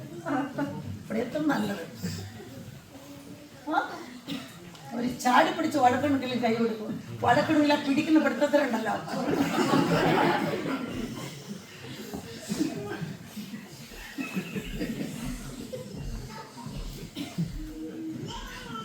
സജിബ്രദറെ ഒരു സന്തോഷമില്ലേ കേട്ടിട്ട്? വായിച്ചോ ബ്രദറെ, എന്റെ ആരാന്ന് വായിച്ചേ? ദിവസം വായിക്കേ. കൂട്ടുകാരൻ നിന്നെ പോലെ തന്നെ സ്നേഹിക്കണമെന്നുള്ള കുട്ടി പറയണുണ്ടോ? വീഡിയോ വാക്ക് റിപ്പീറ്റ് ചെയ്ത് പറഞ്ഞുണ്ടോ? അപ്പൊ ദൈവത്തിന്റെ ദൂതാണ് അല്ലേ? കൂട്ടുകാരൻ നിന്നെ പോലെ തന്നെ സ്നേഹിക്കണമെന്നുള്ളതിന് ഏകവാക്യത്തിൽ ഒറ്റ വാക്യത്തിൽ ന്യായപ്രമാണം മുഴുവൻ അടങ്ങിയിരിക്കുന്നു. നിങ്ങൾ അന്യോന്യം കടിക്കുകയും തിന്നുകളയുകയും ചെയ്താലോ? അവിടെ കടിയുണ്ട്, തീറ്റയുണ്ട്, ചവിട്ടുമുണ്ട്, കുത്തുമുണ്ട്, തടവുമുണ്ട്. എന്നെ വിളിക്കണ്ടാവും ഇല്ലേ? തോന്നുന്നുണ്ട് എന്നെ വിളിക്കണ്ടാവില്ല ഇല്ലേ? ഇല്ലെന്നും ഞാൻ ഒരു ദിവസം പറഞ്ഞ് പ്രസവിച്ചിട്ട് പോകുമ്പോൾ പറയും ഈ എനിക്ക് ഞാൻ വരണ്ടല്ലോ എന്ന് ഓർമ്മ. പക്ഷെ അവന് പിന്നെ എന്നെ വിളിക്കും. സ്വന്തം ഞാൻ പറഞ്ഞിട്ട് നിങ്ങളൊന്ന് പറയുമോ? നിങ്ങളോടൊന്ന് പറയും ഇതൊക്കെ ഞാൻ പറയും. കാരണം നാളെ വരുമ്പോൾ നിങ്ങൾ സന്തോഷമായിട്ട് കാണണം എനിക്ക്. അല്ലേ സഹോദരി? ആണോ? ആണോ? പറയും. നിങ്ങൾ അന്യോന്യം കടിക്കുകയും തിന്നുകളയുകയും ചെയ്താലോ ഒരുവനാൽ ഒരുവൻ ഒടുങ്ങിപ്പോകാതിരിപ്പാൻ സൂക്ഷിച്ചുകൊള്ളുവിൻ. എന്താ പറയണേ? അപ്പൊ നിങ്ങൾ കടിച്ചാലും കുഴിച്ചാലും തിന്നാലും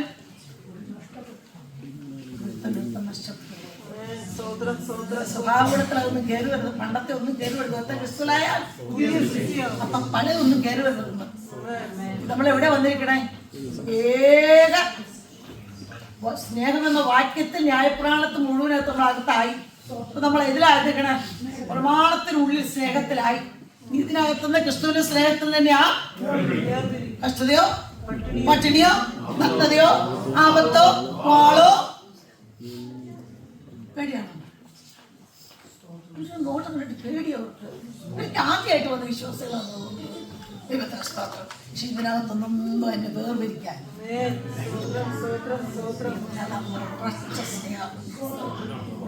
വിശ്വാസം വായിച്ചാൽ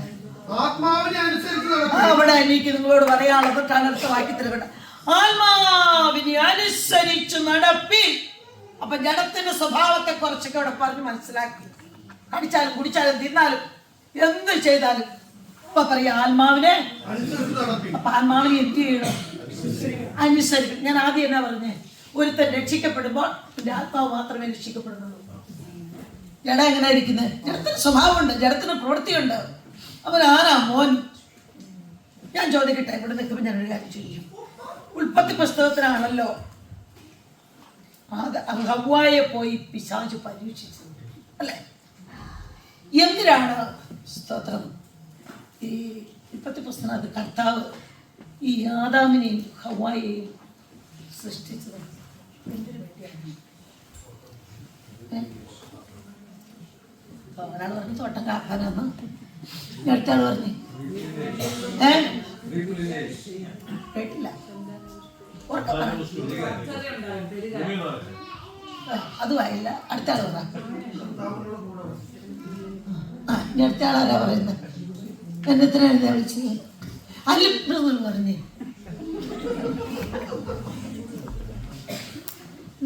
എന്താ സിസ്റ്റർ? എന്തിനാ ആദാമിന്റെ ഹവ്വായെ സൃഷ്ടിച്ചത്? വാഴാൻ. ഓക്കെ, സജീവ്രതം എന്ത് ചെയ്ത് നമ്മുടെ എന്തിനാ സൃഷ്ടിച്ചത്? അല്ല അവിടെ ആക്കിയിട്ടോ.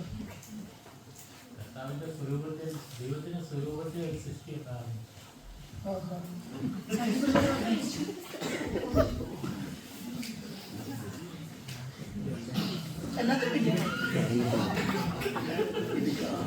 ഏതായാലും ജോബിൽ തന്നെ ഞാൻ സമ്മാനം കൊടുത്തിട്ടുണ്ട്.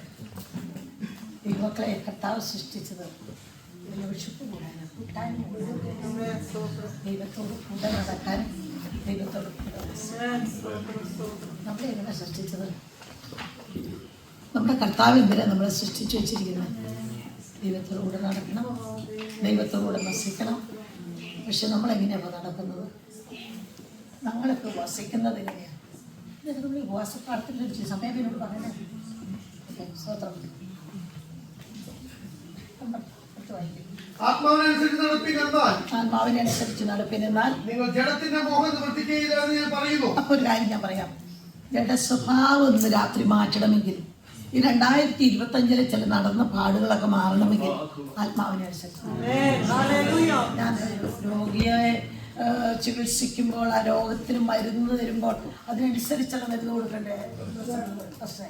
അപ്പം ആത്മാവിനെ അനുസരിച്ച് നടന്നാൽ വായിക്കേ. നിങ്ങൾ ജഡത്തിന്റെ മോഹം നിവർത്തിക്കുകയില്ല. അപ്പൊ ജഡത്തിന് എന്തുണ്ട്? ജഡത്തിന് എന്തുണ്ട്? ഈ മോഹം എവിടുന്നാ വരുന്നേ?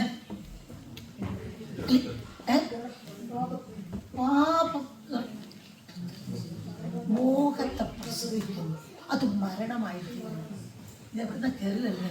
ജഡത്തിനെത്തുന്നു. ഇപ്പം മനസ്സിലായോ? അപ്പൊ നമ്മുടെ കുഞ്ഞുങ്ങളൊക്കെ എന്താ രീതി മാത്രം നിർത്താനോ? അപ്പൊ ജഡത്തിന്റെ അകത്ത് വസിക്കുമ്പോൾ നമ്മൾ ഓർത്തോണം, ഇത് പാപത്ത് നമ്മൾ എന്ത് ചെയ്യണം? പക്ഷെ പ്രസവിച്ച് എന്തായിത്തരും? ആത്മീയ മരണത്തിലേക്ക് ദൈവത്തെ ഞാനിങ്ങനെ ഇതായിട്ട് പറയുന്നത് ഇത് സീരിയസ് ആയിട്ട് തന്നെ നിങ്ങളോട് ഞാൻ പറയുന്നത്. നമ്മുടെ ഈ ഭൂമിയിലായിരിക്കും 2025 നമ്മുടെ ജീവിതത്തിൽ പലതിൽ കൂടി നമ്മൾ കടന്നുപോയി. പക്ഷെ സ്വർഗത്തിൽ എല്ലാവരും പ്രാർത്ഥിച്ചു പറഞ്ഞു. വിലാപന പുസ്തകം 3:22 പറയുന്നത് നാം മുടിഞ്ഞു പോകാതിരിക്കുന്ന ദൈവത്തിന്റെ ദൈവമാണ്. നിങ്ങളൊന്ന് ഓർത്തൊക്കെ ഞാൻ കഴിഞ്ഞ ദിവസം പ്രസംഗിച്ചപ്പോൾ പറഞ്ഞു, എത്രയോ 2025 പ്രായഭേദമില്ലാതെ എത്രയോ പേർ ഈ ഭൂമിയുടെ പരപ്പെടുന്ന മാറ്റം വരുന്നു.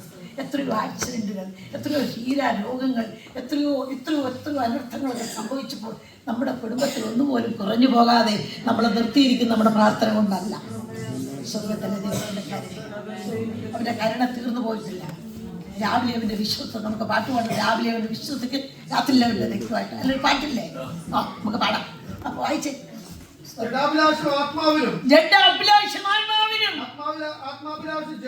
ആത്മാവിലാശം ജഡത്തിന് വിരോധമായിരിക്കുന്നു. നിങ്ങൾ ഇച്ഛിക്കുന്നത് ചെയ്യാതെ വണ്ണം, നിങ്ങൾ ആഗ്രഹിക്കുന്നത് ചെയ്യാതെ വണ്ണം തമ്മിൽ പ്രതികൂലമല്ലോ. ഇത് ചിന്തിച്ചാ മതി. ദൈവത്തിന് സ്തോത്രം, ഹല്ലേലൂയ. അത് പ്രതികൂലമായിരിക്കുന്നു. കത്രിയ പോലെ, ഇത് കത്രിയ പച്ചല പോലെ ഇരിക്കുന്ന ഒട്ടിച്ചേർന്ന് ഇത് പ്രതികൂലമായിരിക്കുന്നു. വായിച്ചേ, സമയം തീരെ വായിച്ചോ. ആത്മാവിനനുസരിച്ച് നടക്കുന്നുവെങ്കിൽ നിങ്ങൾ ന്യായപ്രമാണത്തിന് കീഴുള്ളവരല്ല. ജഡത്തിന്റെ പ്രവൃത്തി ഉണ്ട്. എന്താണ്? എണ്ണിക്ക 1. അശുദ്ധി, വിഗ്രഹാരാധന. പള്ളിയിൽ പോയി പുരുഷന്റെ മുമ്പിൽ പോയി രൂപത്തെ വന്ദിക്കുന്ന അല്ല. ദൈവത്തിന് കൊടുക്കേണ്ട സ്ഥാനം വിട്ടിട്ട്, ദൈവത്തിന് കൊടുക്കേണ്ട മഹത്വം വിട്ടിട്ട്, നിങ്ങൾ മക്കളെ സ്നേഹിച്ചാലും, പണത്തെ സ്നേഹിച്ചാലും, ജോലിയെ സ്നേഹിച്ചാലും, സൗന്ദര്യത്തെ സ്നേഹിച്ചാലും, നിങ്ങൾ എന്തിനെ സ്നേഹിച്ചാലും വിഗ്രഹം ആണോ? ഒരു ദിവസം ഞാനൊരു സ്ഥലത്ത് പത്തമ്മക്കാരും CSIക്കാരും കത്തോലിക്കരും എല്ലായിടത്തും എടുക്കാം. അവിടെ വിഗ്രഹത്തെ കുറിച്ച് പ്രസംഗിച്ചപ്പോൾ ഈ മക്കളെ, വിഗ്രഹം എന്ന് പറയുന്ന ഒരു സാധനത്തെ കുറിച്ച് ആരാധിക്കരുത് പറഞ്ഞു. അപ്പോൾ അവരെന്നോട് പറഞ്ഞൊരു ഭാഗമാണ്, സിസ്റ്ററെ, ഈ ഞങ്ങളുടെ വീട്ടിൽ ഒരു സാധനം പോലുമില്ല, ഒരു ബിംബം പോലുമില്ല. ഞങ്ങളിപ്പോൾ എങ്ങനെ ഇരിക്കുന്നത്? എല്ലാം കഴുകി വെടുപ്പാക്കിയിരിക്കുന്നത്. ശരി, എനിക്കറിയത്തില്ല. ഞാൻ പറഞ്ഞു, ഏറ്റവും കൂടുതൽ സ്നേഹിക്കുന്നത് മക്കളെയാണോ? ഉണ്ടായ കുഞ്ഞായ കാരണം ഏറ്റവും സ്നേഹം കുഞ്ഞിനോടാണ്. അത് വിഗ്രഹമാണ് അവരുടെ. തന്നു എല്ലാം ദൈവത്തിൻ്റെ ദാനം. നമ്മൾ പോലും ദൈവകൃപയാൽ നമുക്ക് തന്നതെല്ലാം ദൈവത്തിൻ്റെ ദാനം. ആ ഒരു ചിന്ത നമ്മുടെ ജീവിതത്തിൽ വരുമ്പോഴല്ലോ നമുക്ക് സ്വന്തമായിട്ടൊന്നുമില്ല. ആ ഉണ്ടാക്കി നമ്മുടെ ഹൃദയത്തിലേക്ക് വരണം. അപ്പം ഈ ലോകത്തിലേക്ക് ഞാനൊന്നും കൊണ്ടുവന്നിട്ടില്ല. ഇവിടെ നിന്ന് എനിക്കൊന്നും കൊണ്ടുപോകാനും പറ്റത്തില്ല. ഉണ്മാനും എടുക്കാനും ഉണ്ടെങ്കിൽ അയ്യോ അങ്ങനെ ചിന്തിക്കുക. നമ്മളിപ്പം തന്നെ എന്ത് ചെയ്യും? ഡിപ്പോസിറ്റ് വെച്ചിട്ടുണ്ട് പിള്ളേരെ കെട്ടിക്കാനും ബാക്കിയുള്ള കാര്യത്തിൽ. എൻ്റെ പൊന്ന് ദൈവമക്കളെ എത്ര മകൾ കേരളത്തിൽ പൊട്ടിയെന്ന് ഇടുവാൻ കൂട്ടി ഈ വാസന. പക്ഷെ നമ്മൾ മുല്ലല്ലോ ഇടാൻ കൊടുക്കുക ഉള്ളതൊക്കെ നമ്മൾ ചെയ്ത് വളർത്താൻ വേലക്കാരെ കുറിച്ച് അറിയത്തില്ലേ. ദൈവത്തിന് സ്തോത്രം. പ്രിയ ദൈവമക്കളെ, നമ്മൾ ഉണ്ണാനും ഉടുക്കാനും ഉണ്ടെങ്കിൽ മതി. നമ്മൾ നാളത്തെക്കുറിച്ച് വിചാരിക്കും. അതാത് ദിവസത്തെ ദോഷം അയച്ചു. വിഗ്രഹാരാധന, ആഭിചാരം, പക, പിണക്കം, ജാരശങ്ക, ക്രോധം. രണ്ട് ശങ്കയുണ്ടാവും. ഭർത്താവിന് ഭാര്യയെ സംശയം, ഭാര്യയ്ക്ക് ഭർത്താവിനെ സംശയം. അല്ലേ? ഇതൊക്കെ നമ്മുടെ ജീവിതത്തിലുണ്ടോ? പല കാര്യങ്ങളും തുറന്ന് പറയാനുണ്ട്. പരിമിതിക്കുള്ളിൽ വെച്ച് നിർത്തുക. ഒന്നോടെ വായിച്ച ദൈവാസന തന്നെ. അഭിചാരം എന്ന് പറയുന്നത് 15 അധ്യായത്തിൽ കിടക്കുന്നുണ്ട്. ദൈവത്തിന്റെ വചനം അനുസരിച്ചില്ലെങ്കിൽ അത് ആഭിചാര ദോഷം പോലെയാണ്. നമ്മൾ അനുസരിക്കാൻ റെഡി ആയില്ലെങ്കിൽ ആഭിചാര ദോഷം പോലെയാണ്. അല്ലേ? ദൈവം പറയുന്നത് അനുസരിച്ചില്ലെങ്കിൽ ആഭിചാര ദോഷമാണ്. വായിച്ചോ? അഭിചാരം. പക എന്ന് പറഞ്ഞ എന്താ? പക എന്ന് പറഞ്ഞ എന്താ? ക്ഷമിക്കാൻ കഴിയാത്ത ഭാഗം. അത് ലൂക്കോസ് സുവിശേഷത്തിൽ കിടപ്പുണ്ട്.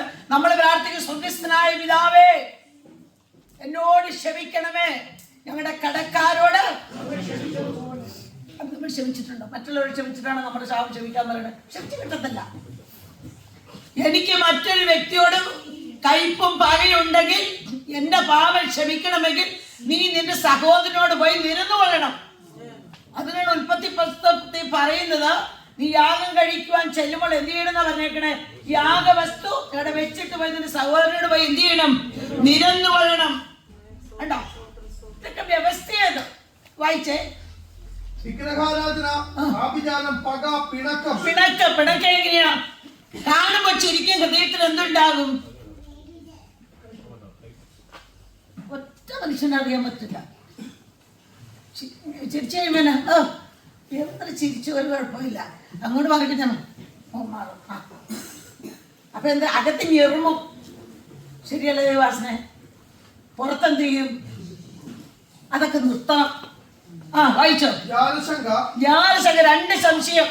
അല്പം താമസിച്ചു പോയാൽ, ഇയാൾ ഇവിടുന്ന് താമസിച്ചു കഴിഞ്ഞാൽ സംശയപരമായ ചിന്തകൾ. വായിച്ചോ? ക്രോധം, ശാഠ്യം, പിടിവാശി, ദ്വന്ദ്വപക്ഷം, ഭിന്നത, അസൂയ. സമയമില്ല. മദ്യവും പാനവും. ഇവിടെ മദ്യപിക്കുന്നവരുണ്ടോ? ബീർ കുടിക്കുന്നവരുണ്ടോ? സിഗരറ്റ് വലിക്കുന്നവരുണ്ടോ? കണ്ടോ? അവരും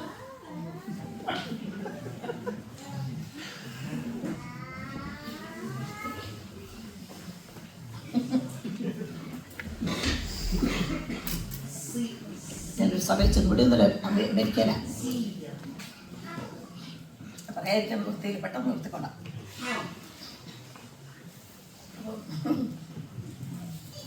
അതിനെ പ്രതികാരം എനിക്ക് ഒരുപാട് തോന്നുന്നു. ഞാൻ ചോദിച്ചു, ഭർത്താവിൻ്റെ ദാസന്മാരോട് ചോദിക്കാൻ പറ്റില്ല, നേർന്നിരിക്കാനുള്ള അമേരിക്കയിലുള്ള കാര്യങ്ങൾ അറിയത്തില്ല, തിരിഞ്ഞ് ചോദിക്കാൻ പറ്റില്ല, ഞാനൊരു സഹോദരിയല്ലേ. ഞാൻ പറഞ്ഞു, ഈ വർഷം ഇവിടെ ബീർ കുടിക്കുന്നവരുണ്ടാവും. സഭയിൽ ബീർ കുടിക്കുന്ന പറഞ്ഞു. ഫാസ്റ്റ് എന്നോട് അടുത്ത ഫാസ്റ്റർമാരൊക്കെ കണ്ണടച്ചു. മൗനെന്താ എന്താ സഹി വളരെ സമ്മതം കൊണ്ടെന്ന് ഒരുത്തരം പിടിച്ച് ഞാൻ പറഞ്ഞു, വയറിൽ ആഹാരം കഴിക്കും, സമയം കിട്ടി ജോലി കഴിഞ്ഞ് വരുമ്പോ ആഹാരം കഴിക്കും, അസിഡിറ്റി. പിന്നെ ഒരാളോട് ചോദിച്ചു പറയാം, ഡബിൾ ഡ്യൂട്ടി ഉറക്കമില്ലാത്തതിന് എന്ത് ചെയ്യും? ഇതൊക്കെ നമ്മൾ നിർത്തണം. കച്ചാതിരിക്കുന്നത് ഉറക്കം വരാതിരിക്കുമ്പോൾ എന്ത് ചെയ്യും? എൻ്റെ പൊന്നു ദൈവമേ, ഇതെല്ലാം നമ്മൾ ശാപം വലിച്ചു കൂട്ടുവാണ്.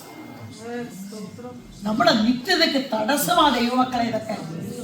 അപ്പൊ അതിനകത്ത് വായിച്ചില്ല, ഇതൊക്കെ തെറ്റാ. ഞാൻ എനിക്ക് സമയമില്ല പറയാൻ. വായിച്ചാട്ടെ. വെറുക്കൂത്ത് മുതലായവ എന്ന് വെളിവാകുന്നു. ഇത് വെളിവാകല്ല, വെളിവാക്കുകയാണ്.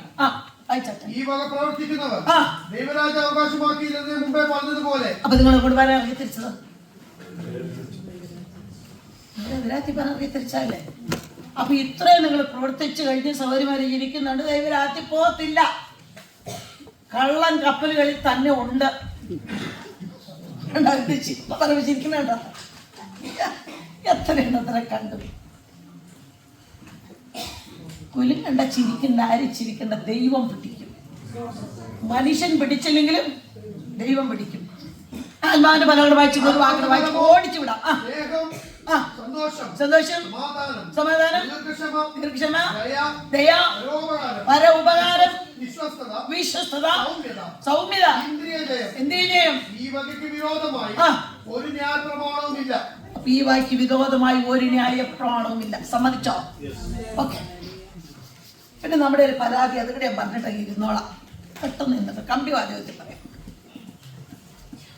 ഞാൻ പറഞ്ഞോളാകാത്ത യെശയ്യാ പ്രവാചകന്റെ പുസ്തകം 59-ാം അധ്യായത്തിൽ ഇങ്ങനെ പറയുന്നുണ്ട്, രക്ഷിപ്പാൻ കഴിയാതെ വണ്ണം ഇവിടെ കൈ കുറുകി പോയിട്ടില്ല, കേൾപ്പാൻ കഴിയാതെ വണ്ണം അവന്റെ ചെവി മന്ദമായിട്ടില്ല. അവിടെ പറയുന്നൊരു പാണ്ട്, നിങ്ങളും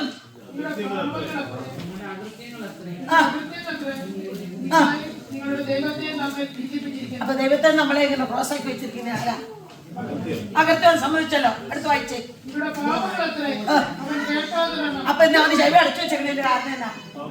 നമ്മുടെ പാപം. അടുത്ത് അപ്പൊ കർത്താവ് നമ്മുടെ പ്രാർത്ഥനയ്ക്ക് പ്രതികൂലമായിരിക്കുന്നതിന്റെ കാരണം എന്താ? അകൃത്യവും പാപവും. സമ്മതിക്കാവോ? ദൈവത്തെ കുറ്റം പറഞ്ഞിട്ട് കാര്യമുണ്ടോ? ഇല്ല.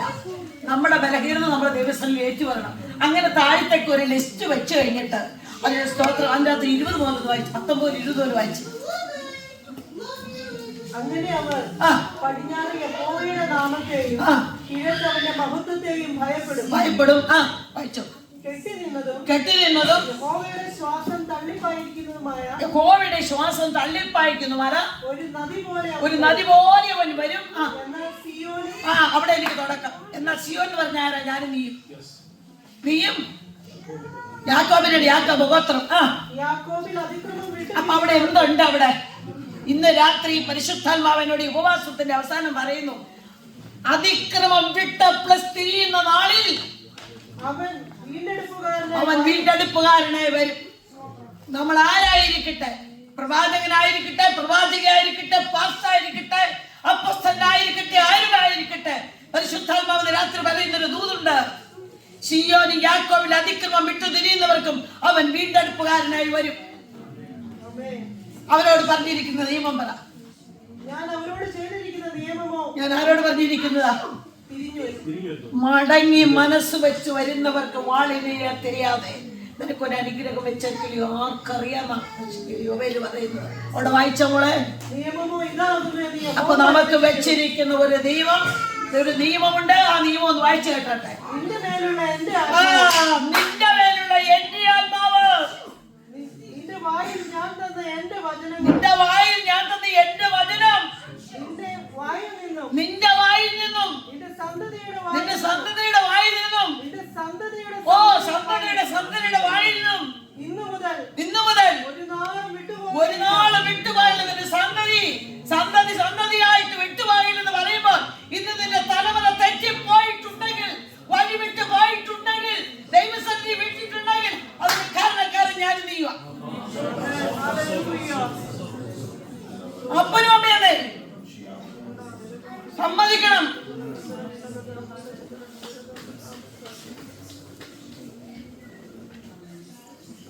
നിന്റെ മേൽ പറഞ്ഞ ദൈവത്തിന്റെ ആത്മാവും നിന്റെ വായിൽ തന്ന ദൈവത്തിന്റെ വചനവും തലമുറയായിട്ട് ദൈവം തന്നിരിക്കുന്ന എന്താ? അത് പകരാനാ. നമ്മൾ പറയുന്ന ഒരു ഭാഗമുണ്ട്, എന്റെ മക്കള്, എന്റെ കുഞ്ഞുങ്ങളൊക്കെ പിടിച്ചാൽ കിട്ടാത്ത പരുമായി വന്നു. എന്തുകൊണ്ട് അങ്ങനെ ആകാൻ കാരണം? എന്റെ മോളിൽ ചില കാര്യങ്ങൾ പറഞ്ഞിട്ടുണ്ട്. അതൊന്ന് ക്രമീകരിച്ചാൽ ഈ ദിവസങ്ങൾ മടങ്ങി വരേണ്ടതിന് യഥാസ്ഥാനപ്പെടും. എല്ലാവരും ഒരു നിമിഷം ദൈവസ്ഥലിൽ ഇന്നത്തെ ഒരുപാട് പാടി ദൈവം ഞായറാഴ്ച ദൈവത്തിന് സ്തോത്രം.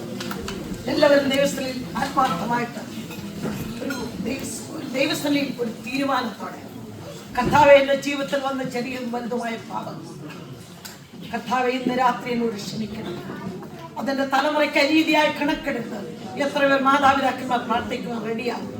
ദൈവമക്കളെ, എനിക്കിത് പറയാതിരിക്കാൻ കഴിയത്തില്ല. കാരണം നമ്മുടെ നിത്യതയാണ് നമ്മുടെ വില കൂടിയ വസ്തു.